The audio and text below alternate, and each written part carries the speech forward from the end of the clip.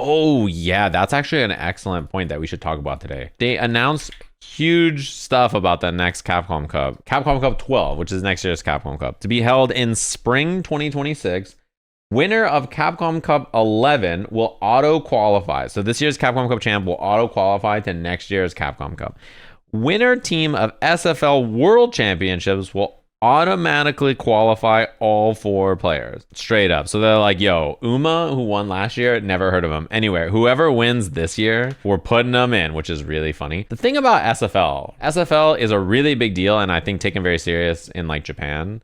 I don't think the European and NA SFLs are like to that extent. I don't know if any of the players knew about this. I'm very curious if they knew that this is like a thing or not. If you're in SFL or not is such a huge thing, because they did like combines this year where you could try to qualify into SFL, and then they like just didn't get picked. This is the one of the ones that they played in to qualify for Street Fighter League US, and like Blas won it. Zangief Bellotto is second place in this, and neither of them got picked for a Street Fighter League. Some of the other combines, like this is Freezer, who I'm sure a lot of you know, and there's a lot of strong players from this region, won this event and then didn't get picked. It's not like they take the X best players in NA or like North America from last year and they're like, okay, these are the players that will be in SFL North America, right? It's sort of a nebulous, they pick some players that are like good and they know they're good, and then these people are captains, and like it's kind of a cool idea, but I wish if SFL was more fleshed out, I think it would make more sense. I mean, the players that are in SFL take it serious. Like I don't want to make it sound like the people that are playing in SFL don't take it serious, but I think like Japan, it's like super important and big and awesome. But for the other regions, like I don't know that SFL is the same level and like the same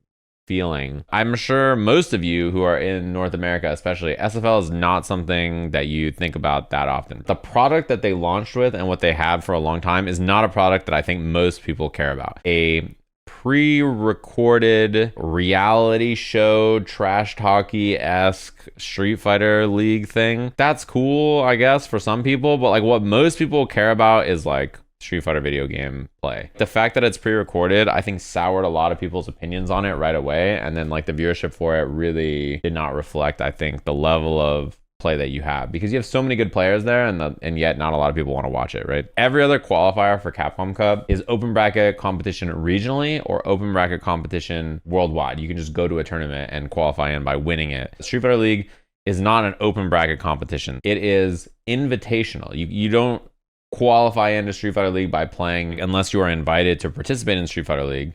Then these slots will never be available to you. I'm surprised it's not unified. Europe, for example, has like live Street Fighter League. The US one is like recorded, and then the Japan one is like week after week after week. So they're all different levels of time commitment. The North American Street Fighter League is not US SFL. It's called US SFL, but like it's the worldwide SFL. There's a team there that has nobody from the US in it. And then there's EU SFL, which is EU SFL. And then there's Japan SFL, which is the Japan SFL, plus like Tokido was like, yo, Lashar, come live in Japan and play. So it's also a little weird because it kind of feels like there should be like a world one maybe, or like another, they should have another region, but I don't think they want to do like another Street Fighter League. They already have 3. There's a lot of regions that are not served, right? Like what about South America? Asia outside of Japan does not have a Street Fighter League. My understanding of the whole situation is that the Japanese players have it quite good. They make like a minimum that is like pretty juicy for participating in Street Fighter League for the year. Seeing this makes me think that CBT will change a bunch next year, because like why would they have winter qualifying and then SFL qualifying and then not change anything else about the cup? Like where do those 5 slots come from? Are they World Warrior slots? Are they Premier slots? Are they expanding the number of players that are in Capcom Cup? This makes me think that they'll maybe change the format. I'm really hoping, I think a lot of people are really hoping